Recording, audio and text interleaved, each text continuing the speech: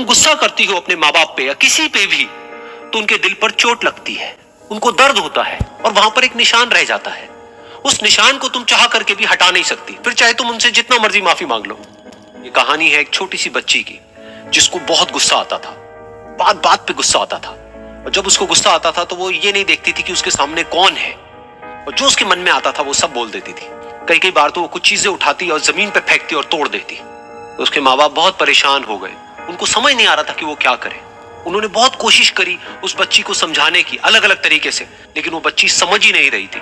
फिर एक दिन उसकी माँ ने उसकी ट्यूशन टीचर से बात करी, क्योंकि ट्यूशन टीचर ही एक ऐसी थी जिसकी की वो बात सुनती थी। तो उसकी टीचर ने उसकी माँ की सारी बातों को सुना और उनको बोला कि आप चिंता मत करो, आने वाले कुछ दिनों के अंदर अंदर ही इस बच्ची का गुस्सा पूरी तरीके से खत्म हो जाएगा। उसकी माँ को समझ नहीं आया, लेकिन फिर भी उन्होंने कहा कि कोशिश करने में क्या जाता है।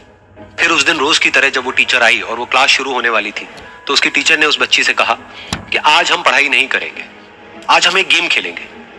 तो बच्ची ये सुन करके बहुत खुश हो गई। फिर टीचर उस बच्ची के साथ में उस घर के पीछे एक दीवार के पास में जाकर के खड़ी हो गई और उस टीचर ने उस बच्ची को कहा कि गेम ये है कि अब जब भी तुम्हें गुस्सा आए, तुम्हें कील लेनी है और यहां पर आकर के इस दीवार में गाड़ देनी है, थोड़ी सी, जितनी हो सके।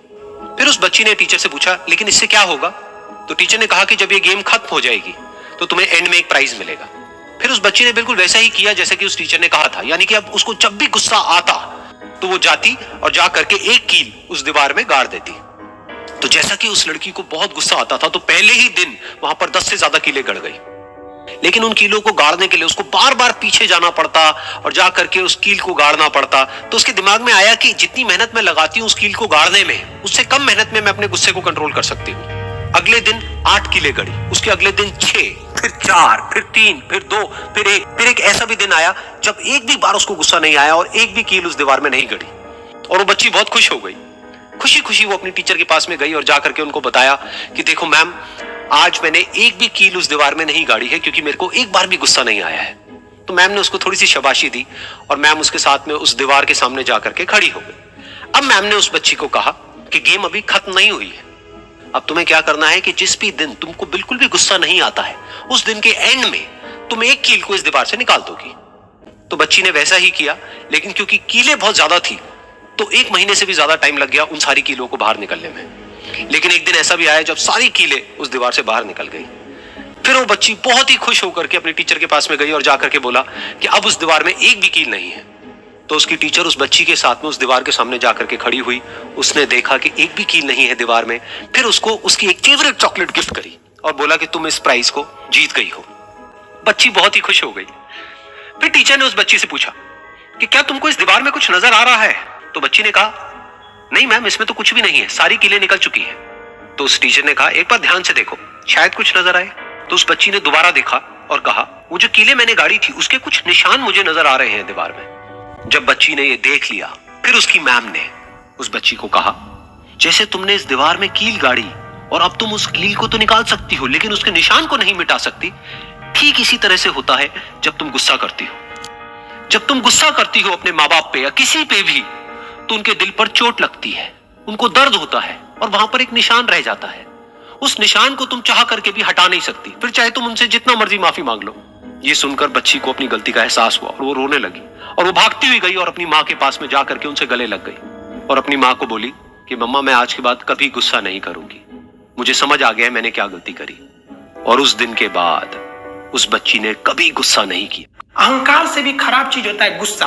देखिए, अहंकार उत्पन्न ही नहीं होगा जब तक आपको गुस्सा नहीं आए। आप ऐसे नॉर्मल बैठे हैं और आप किसी से कहिएगा कि तुम्हारी क्या औकात है, जब तक आपको गुस्सा ना आए। तो अहंकार एक पेड़ है और गुस्सा उस पेड़ का जड़ है। इसलिए गुस्सा जिस दिन आया उस दिन आप बर्बाद हो जाएंगे।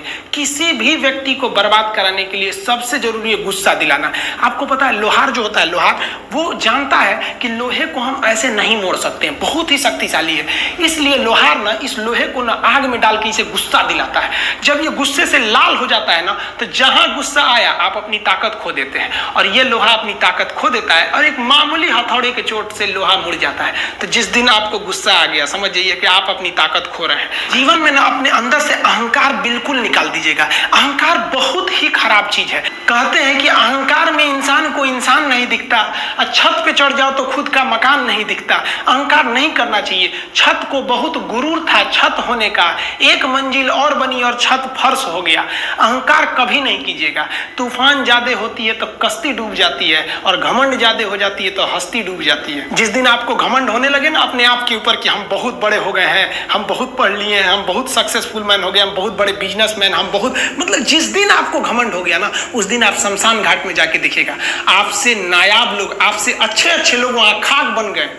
दुनिया में ना किसी से जलन नहीं रखनी चाहिए। देखिए माचिस जो होता है ना दूसरे को जला देता है, लेकिन कभी माचिस को देखे वो खुद को भी जला लेता है। अतः अगर आप दूसरे की बुराई करेंगे, दूसरे के पीछे रहेंगे ना, तो इसमें आपका लॉस होगा। और अगर आपकी कोई बुराई कर रहा है ना, तो आपको खुश होना चाहिए कि वो कि आप आगे बढ़ रहे हैं। बुराई उसी का लोग करते हैं जो आगे बढ़ रहा होता है, जो पहले गिरा हुआ है उसकी लोग क्या बुराई करेंगे। और जब भी आपकी कोई बुराई करे तो आप उसे सहज स्वीकार करें, और आप उसे प्रूव मत कीजिए कि हम ये नहीं है। हम लोग गलती क्या करते हैं स्टूडेंट लोग, कि प्रूव करने लगते हैं। नहीं, आपको अपने आप को इंप्रूव करना है। अगर कोई गलती हो गई है, आपको कोई बुराई कर रहा है, तो आप उसको सहज स्वीकार कीजिए। जिस दिन आपके अंदर अपनी बुराई सुनने की क्षमता आ गई, यकीन मानिए आप सफलता के दहलीज पे अपनी पहली कदम रख दिए उसी दिन। लोहा जो होता है ना, उसे कोई नहीं तोड़ सकता है, लेकिन उसी लोहे के अंदर का जो जंग लग जाता है ना, धीरे धीरे दीमक की तरह उस लोहे को खदड़ते जाता है। इसलिए अपने अंदर अहंकार को मत लाने दीजिएगा।